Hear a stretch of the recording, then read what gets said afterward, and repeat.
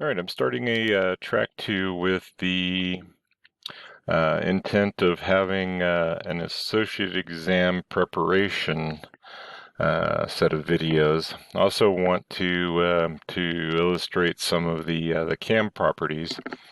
The engineering, design, and graphics is a good start. There's a handful of exercises in here. It gives feedback on the sizing.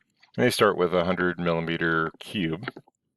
And one of the things that we don't really get into is the equations. So if look through a test or an example, and the first one was 100 by 100, and the next one was 200 by 200, the next one was 50 by 50. By 50, I would want to be able to change those very quickly. So they're giving us some instructions. Drawing the cube, I'm going to estimate a minute or two. They're giving you the direction to get to the mass properties. So we are in metric. So if you have prepared your metric template for the part, we'll go front plane, sketch. Now I do not. Nope, doesn't look like I have my. Oh, well, there it goes. Oh, and there is the jump to that. So if I don't click on the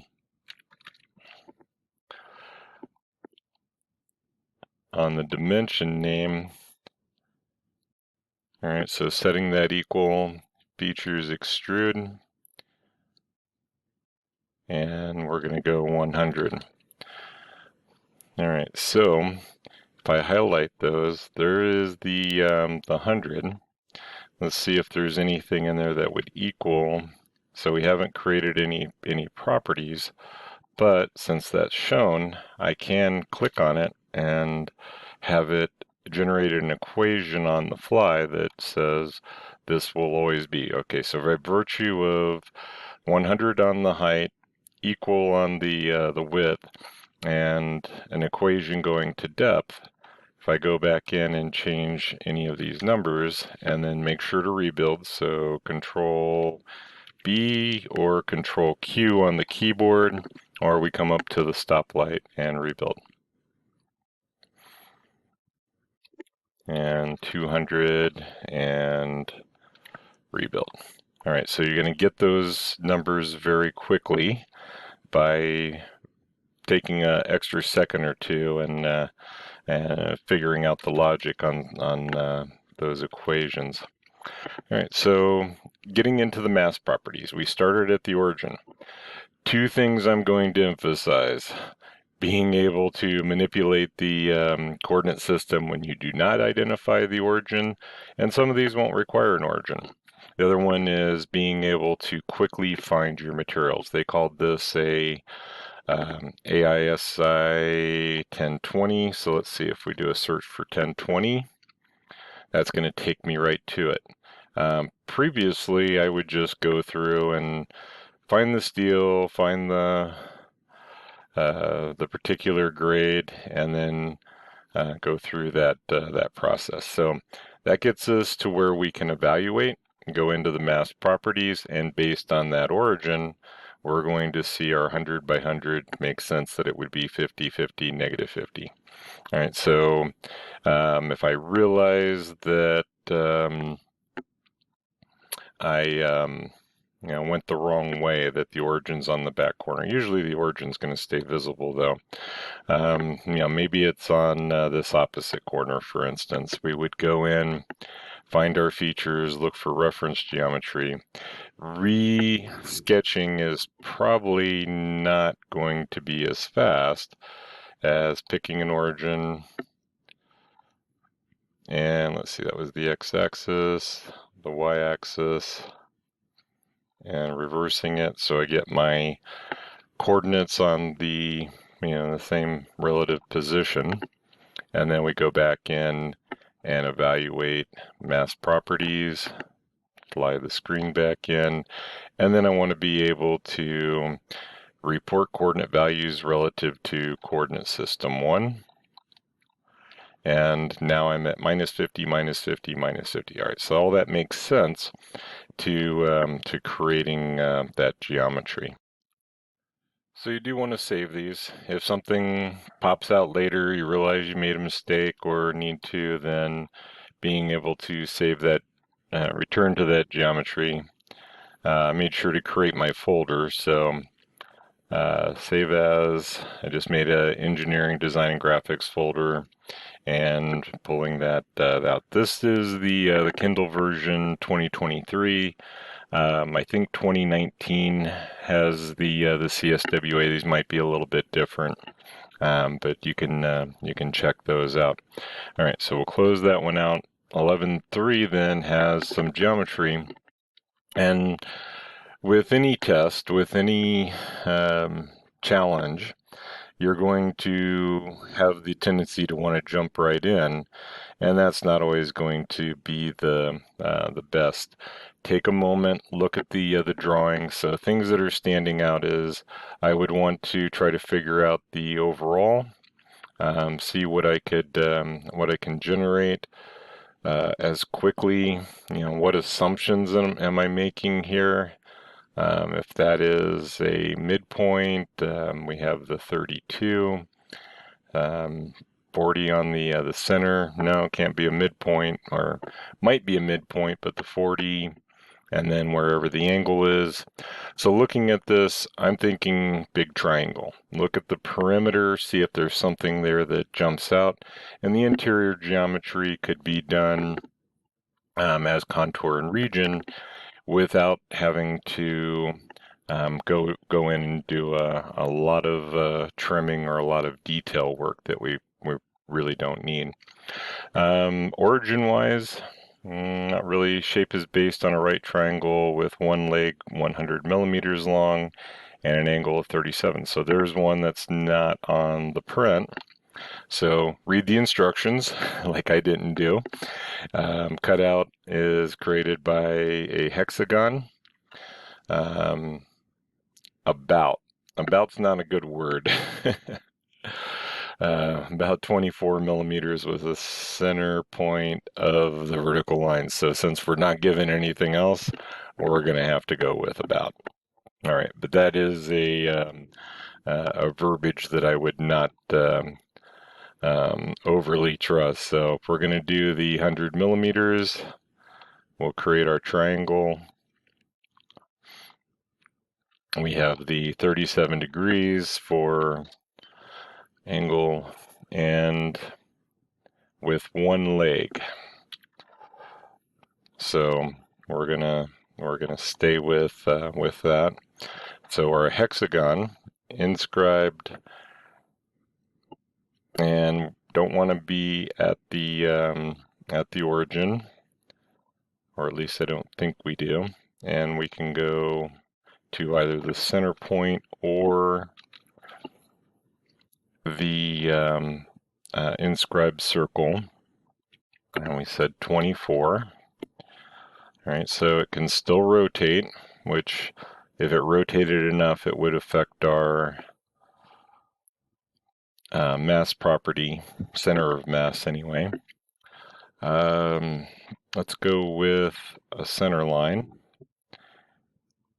And usually I just click out of it and click back into it to clear the center line. Most of the time it returns me to center line when I'm doing that. So they give us 120. The center line has the advantage of I could either mirror it or tell it that it's symmetric.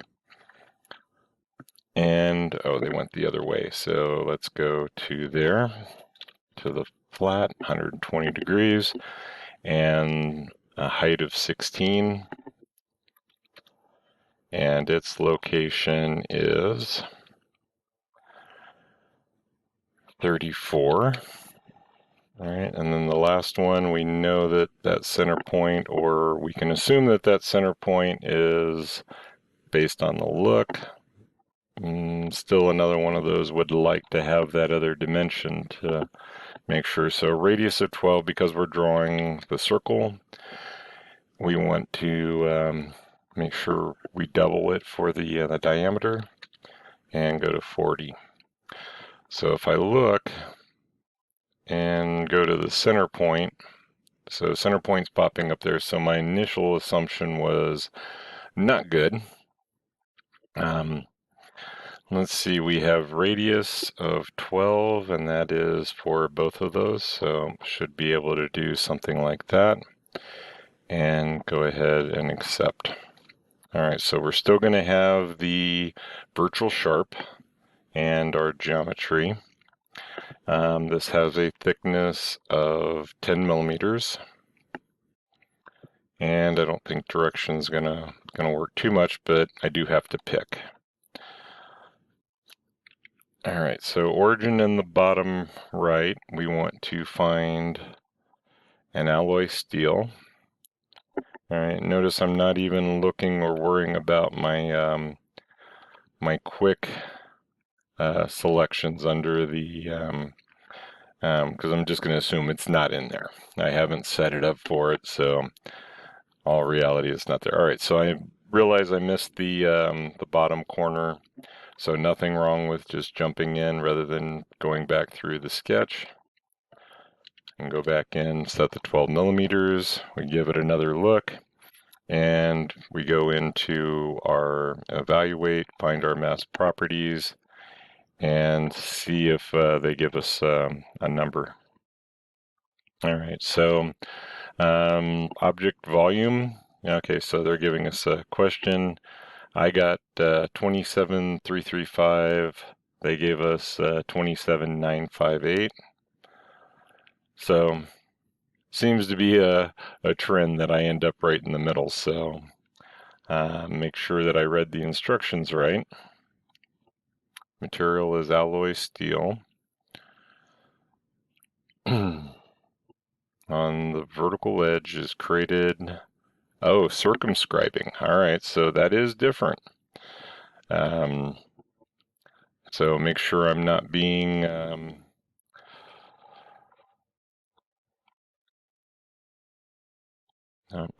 I'm still in the make sure you close your mask properties. I moved it out of the way and I should have closed it. It's not going to let me back into the sketch.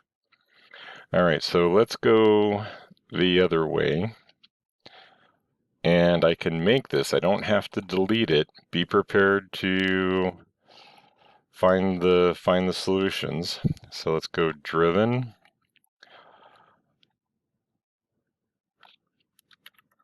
And 24 for a circumscribe being across the points rather than at the center. All right, so we go back into our mask properties. Keeps throwing it off the screen. 27,959 is an answer. My previous one would have been a good guess, but it's not that good of a guess. All right, so the 1, 2, rounding it up as the decimal, that one's good. All right, so, a couple strategies. As I said, you're going to, under pressure, make those silly mistakes. So just be prepared to respond and come back to it. Now, this one did not give us an origin of choice, and since it was a volume, it's not going to really matter. But if it did come back with a center of mass, again, just for practice, we're going to go back to features and pick a coordinate system. And if you don't select the point, let's see, we're going to go X, and then it shifts over to Y, and then our Z axis, and it's still going to grab those midpoints. All right, so there's a direction.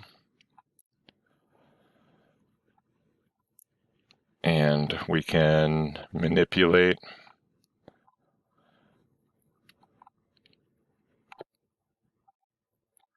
And I'm kind of surprised it didn't jump up to the edge. It's still looking for the point.